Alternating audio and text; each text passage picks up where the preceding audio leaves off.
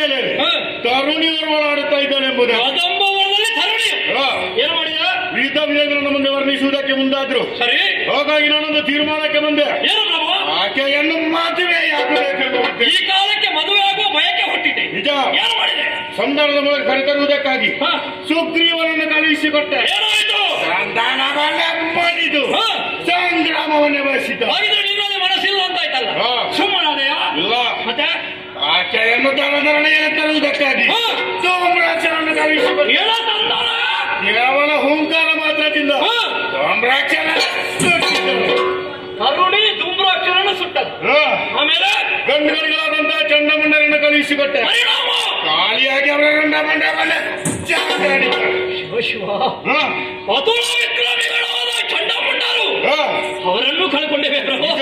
ಈಗ ನಿನ್ನ ಕೋಪಕ್ಕೆ ಅರ್ಥವೇನು? ಆಕೆಯ ಶಕ್ತಿ ಸಾಮರ್ಥ್ಯ ಏನೆಂಬುದು ನೋಡುವುದಕ್ಕಾಗಿ ಮಣಿರ ತಯಾರಿ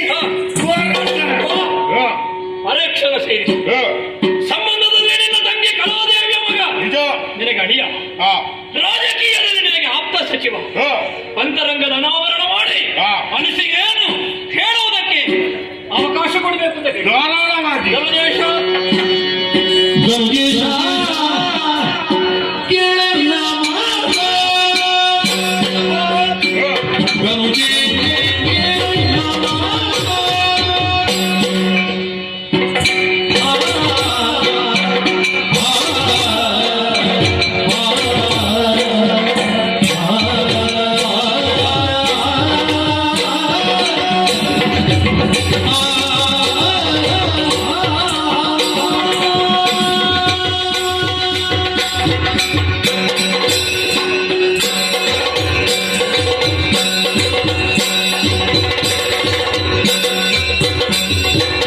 Saúde!